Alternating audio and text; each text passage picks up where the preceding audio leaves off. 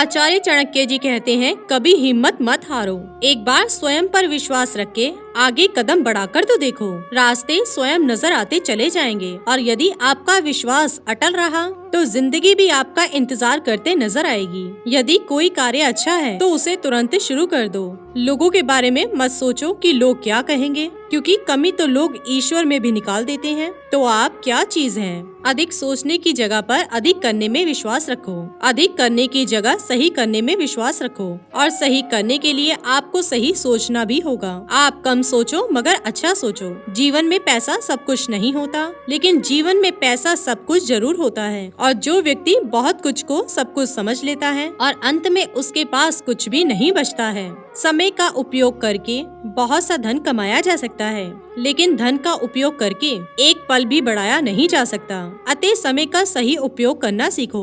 आचार्य चाणक्य जी कहते हैं, लोहे को कोई नष्ट नहीं कर सकता, लेकिन लोहे पर लगी जंग उसे धीरे धीरे नष्ट कर देती है। इसी प्रकार आपको कोई नहीं हरा सकता, लेकिन आपकी गलत सोच आपको धीरे धीरे हार के द्वार पर खड़ा कर देगी। अतः अच्छा सोचे और जीत जाओ। जीवन में उठो तो ऐसे सारे आसमान को छू लो। जीवन की गहराई में ऐसे डूबो कि उसके बीच में चमकते मोती खोज निकालो। फैलो ऐसे कि पूरी कायनात में समा जाओ और सुकड़ो तो ऐसे कि हर किसी के दिल में समा जाओ। दोस्तों, अच्छा सोचोगे तो अच्छा वापस आएगा, बुरा सोचोगे तो बुरा वापस आएगा। मीठा बोलोगे तो मीठा बोल ही दूसरों के द्वारा सुनने को मिलेगा। अगर कड़वा बोलोगे तो खरी खोटी ही सुनोगे, क्योंकि हम जो देते हैं वही हमें वापस मिलता है। एक निश्चित लक्ष्य को लेकर सही राह पर चलना जीवन यात्रा कहलाता है, और बिना लक्ष्य के किए हुए किसी भी रास्ते पर चलना जीवन का भटकाव कहलाता है। अतः कम से कम एक लक्ष्य आपके पास हमेशा होना चाहिए। दोस्तों, किसी भी कार्य में जल्दबाजी मत करो। जल्दबाजी आपको भटकाव की ओर ले जाएगी। जल्दबाजी से अच्छा है कि थोड़ा रुको और समझो और फिर चलो। दोस्तों, आचार्य चाणक्य जी कहते हैं कि आपका दिमाग एक भट्टी की तरह है जो हर समय आपके अनंत विचारों की ऊर्जा से गर्म रहता है। अब यह आप पर निर्भर करता है कि आप इस ऊर्जा का उपयोग किस तरह करते हो। लोग कहते हैं कि हमेशा व्यस्त रहो, लेकिन व्यस्त रहना ही काफी नहीं। महत्वपूर्ण यह है कि आप कब और किस कार्य में व्यस्त हो। यदि आप चाहते हो कि लोग आपको पहचाने, तो आप अधिक से अधिक लोगों से अपनी पहचान बढ़ाओ। यदि आप चाहते हो कि लोग आपकी बात माने, तो लोगों के दिलों में जगह बनाओ। यदि आप चाहते हो कि लोग आपको हमेशा याद रखें, तो कलम उठाओ और कुछ नए विचार लोगों को दो। चाणक्य जी ने भी ऐसा ही किया था। दोस्तों, अगर आप अच्छे कार्य करते हैं तो दूसरों के सामने अपनी तारीफ मत करो, क्योंकि यदि आपके कार्य वास्तव में अच्छे हैं तो आपके अच्छे कार्य ही सबको बता देंगे कि आप कैसे हो। सफल लोग अपने बारे में कुछ भी नहीं बोलते, बल्कि उनके कार्य उनके बारे में बोलते हैं। दोस्तों, अपना मुंह खोलने से पहले अपना दिमाग खोल लेना बहुत ही जरूरी है। अर्थात जब भी और जहाँ भी बोलो, पहले दिमाग से सोचो कि इसका क्या परिणाम होगा। यदि परिणाम अच्छा हो तो तुरंत बोल दो। दोस्तों, आचार्य चाणक्य जी कहते हैं, यदि आप असंभव को संभव बनाना चाहते हैं तो असंभव को पाने के लिए आपको कुछ ऐसा करना होगा जो आपके लिए कल्पनीय हो। यदि आप ऐसा कर सकते हैं तो आगे बढ़कर जो अब तक सोचा गया हो कुछ ऐसा कीजिए। दोस्तों, आचार्य चाणक्य जी कहते हैं कि दुनिया को एक ऐसे इंसान की जरूरत है जो इस दुनिया को बदल सके। आप लोग भी ऐसा कर सकते हैं। यदि आप खुद को इस योग्य नहीं समझते तो ज्यादा सोचिए। यदि आप नहीं तो कौन? अगर आज नहीं तो कब? जो भी हो, आप भी इसे कर सकते हो, तो आप शुरू हो जाओ। दोस्तों, जो भी कार्य शुरू करो उसे सोचकर शुरू करो, और यदि कार्य शुरू कर दो तो बीच में उस कार्य को किसी भी वजह से मत रोको। और जब आप पीछे जाकर किसी दूसरे कार्य को शुरू करके फिर वहीं पहुंचते हैं जहां आपने पहले वाले कार्य को छोड़ा था, तो सोचिए इससे कम मेहनत और इससे कम समय में तो आप पहले वाले कार्य को ही पूरा कर सकते थे। दोस्तों, यदि आपसे पहले कोई और सफल हो जाता है तो आप घबराना मत, क्योंकि आप सभी जानते हो कि घर बनाने से ज्यादा समय बंगला बनाने में लगता है।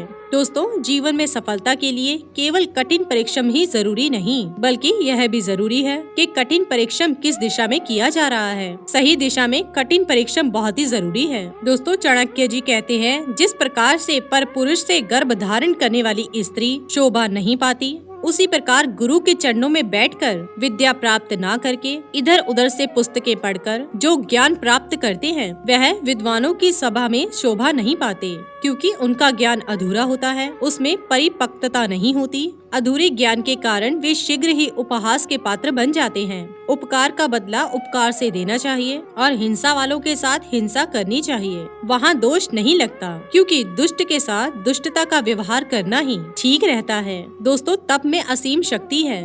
तप के द्वारा सभी कुछ प्राप्त किया जा सकता है। जो दूर है बहुत अधिक दूर है, जो बहुत ही कठिनता से प्राप्त होने वाला है और जो बहुत ही दूरी पर स्थित है, इसको तपस्या के द्वारा प्राप्त किया जा सकता है। अतः जीवन में साधना का विशेष महत्व है। इसके द्वारा ही मनोवांछित सिद्धि प्राप्त की जा सकती है। दोस्तों, चाणक्य जी कहते हैं, लोभ सबसे बड़ा अवगुण है और निंदा सबसे बड़ा पाप है। सत्य सबसे बड़ा तप है और मन की सत्यता सभी तीर्थों पर जाने से उत्तम है।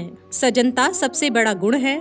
यश सबसे उत्तम अलंकार आभूषण है। उत्तम विद्या सबसे श्रेष्ठ धन है और अक्षय मृत्यु के समान सर्वाधिक कष्टकारक है। दोस्तों, शक्तिहीन मनुष्य साधु होता है, धनहीन व्यक्ति ब्रह्मचारी होता है, रोगी व्यक्ति देशभक्त और स्त्री प्रतिव्रता होती है। दोस्तों, अन्नदान और जलदान से बड़ा कोई दान नहीं है। द्वादशी तिथि के समान कोई अन्य तिथि नहीं, गायत्री मंत्र के समान कोई अन्य मंत्र नहीं और माता के समान कोई दूसरा देवता नहीं है। दोस्तों, पति की आज्ञा के बिना जो स्त्री उपहास और व्रत करती है वह अपने पति की आयु को कम करने वाली होती है, अर्थात पति को नष्ट करके सीधे नरक में ले जाती है। दोस्तों, स्त्री ना तो दान से, ना सैकड़ों उपवास व्रतों से, ना तीर्थाटन करने से उस प्रकार से शुद्ध हो पाती है जैसे वो अपने पति के पैरों के जल से शुद्ध होती है। और संध्या से बचा हुआ जल कुत्ते के मूत्र के समान है। उसे पीने के बाद ब्राह्मण, क्षत्रिय और वैश्य चंद्रयारण व्रत को करें, तभी वह पवित्र हो सकते हैं। दोस्तों, हाथ की शोभा दान से होती है, ना कि कंगन पहनने से।